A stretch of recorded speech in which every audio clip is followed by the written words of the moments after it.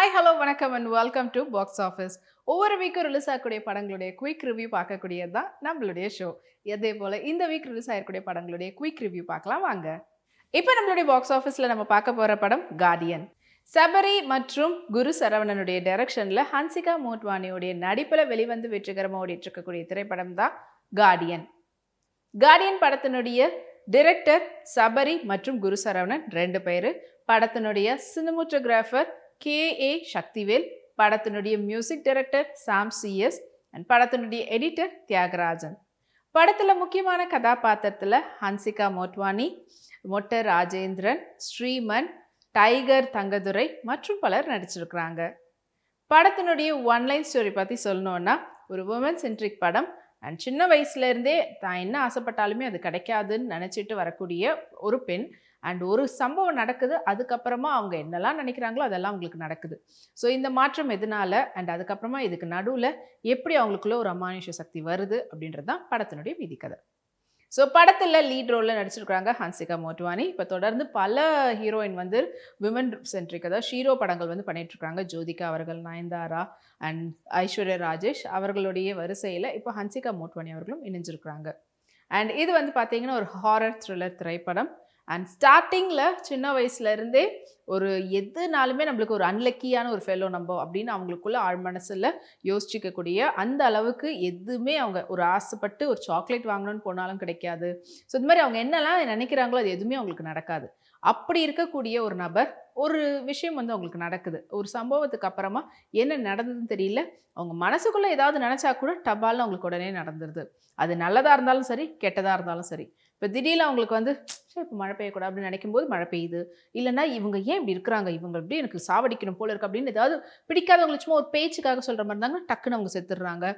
So இந்த மாதிரி அவங்களுக்கு பிடித்தமான விஷயம்னு நினைக்கும் போது நல்லதும் நடக்குது, கெட்டதும் நடக்குது. ஒரு கட்டத்தில் அவங்களுக்கு இது நம்மளுக்கு என்ன ஒரு மாதிரி இதை விட்டு நம்ம வெளியில் வரணும்னு நினச்சாலும் வர முடியலையே, சம்திங் யாரோ நம்மளை ஆட்டி பிடிக்கிற மாதிரி தெரியுதேன்னு சொல்லிட்டு ரியலைஸ் பண்ணுறாங்க. அண்ட் வேற ஒரு பவர் அவங்கள ஃபுல் அண்ட் ஃபுல் கண்ட்ரோலில் எடுத்து அவங்க சொல்கிறதெல்லாம் அவங்க பண்ணுற விதமாக போயிட்டுருக்குது. ஸோ எதனால் அந்த பவர் அவங்களுக்கு கிடச்சிது, எதனால் ஹன்சிகாவை அவங்க தேர்ந்தெடுத்தாங்க, ஹன்சிகாவுக்கும் இவங்களுக்கும் என்ன கனெக்ஷன், அண்ட் அந்த ஒரு அமானுஷ்ய சக்தி அந்த ஒரு பெண்ணுக்கு என்ன சின்ன வயசில் நடந்தது, இல்லைனா ஏற்கனவே அவங்களுக்கு வேறு என்ன சம்பவம் நடந்திருக்கு, யாரெல்லாம் பழி வாங்கணும்னு எதுக்கு இவங்க மூலயமா அவங்க நினைக்கிறாங்க, அண்ட் கடைசி அவங்க பழி வாங்கினாங்களா இல்லையான்றது தான் ஹாரர் கலந்து கொடுக்கக்கூடிய படமாக அமைஞ்சிருக்குது இந்த கார்டியனில். ஸோ கார்டியன் படம் அப்படின்னாலே அதுவும் பேய் படங்கள் ஹன்சிகா அவர்களுக்கு புதுசான ஒரு விஷயம் கிடையாது. ஆல்ரெடி அவங்க அரண்மனை இந்த மாதிரி பல பேய் படங்களில் சீக்வன்ஸ்லேயே அவங்க நடிச்சிருக்கிறாங்க. ஸோ இந்த திரைப்படத்தில் இவங்க தான் லீட் ரோல் அப்படின்றதுனால ஸ்டார்டிங்கில் இருந்து எண்ட் வரைக்கும் அவங்களுடைய ப்ரெசன்ஸ் த்ரூ அவுட் த ஸ்க்ரீனில் நிறையவே நம்ம பார்க்க முடியுது.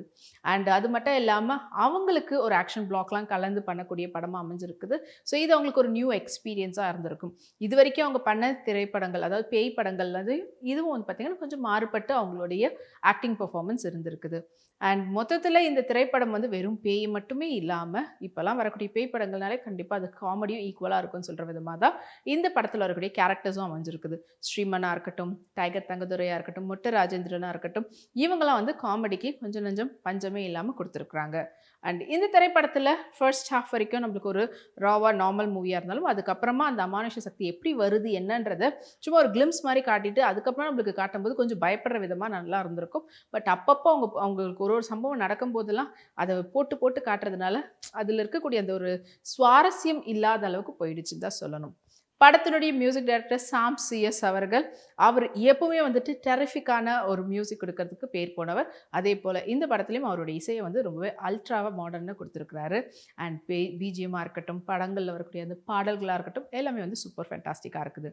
அண்ட் இந்த திரைப்படத்தில் ஒரு புது ஹன்சிகாவை நம்ம பார்க்குறோம். பட் பேயோட கனெக்ட் பண்ணி அவங்கள பார்க்கும்போது ரொம்ப யூஸ்வலாக ஒரு க்ளீஷேவாக தெரிகிற மாதிரி இருக்குது. ஸோ அவங்களுக்கு நியூ எக்ஸ்பீரியன்ஸாக இருந்தாலும் பார்க்கக்கூடிய ஆடியன்ஸ் நம்மளுக்கு இது என்னப்பா பேய் படனாலே இதுதானா அப்படின்னு சொல்கிற விதமாக தான் கொஞ்சம் கிளைமேக்ஸில் நம்மளுக்கு ஃபீல் பண்ண வச்சுருக்குறாங்க. ஸோ ஸ்க்ரீன் பிளே இன்னும் கொஞ்சம் பெட்டராக இருந்ததுன்னா கண்டிப்பாக இந்த திரைப்படம் நல்ல ஒரு ஹாரர் படமாக வந்திருக்கும். ஸோ மொத்தத்தில் இந்த படத்தில் 2 டைரக்டர்ஸ் ஒர்க் பண்ணியிருக்காங்க, சபரி மற்றும் குரு சரவணன் அவர்கள். அண்ட் குரு சரவணன் அவர்கள் டைலாக்ஸும் அவர் தான் பண்ணியிருக்கிறாரு. ஸோ அவங்க 2 பேரும் இன்னும் கொஞ்சம் மெனக்கெட்டு ஸ்க்ரீன் பிளேலாம் பெட்டராக அமைச்சிருந்தாங்கன்னா இந்த படம் சூப்பர் டூப்பர் ஹிட் ஆகியிருக்குன்றதுல சந்தேகமே கிடையாது. ஸோ இந்த வீக்கெண்டை பேய் படமாக பார்த்து என்ஜாய் பண்ண நினைக்கிறவங்க மறக்காமல் இந்த தியேட்டரில் போய் பார்த்து என்ஜாய் பண்ணுங்கள்.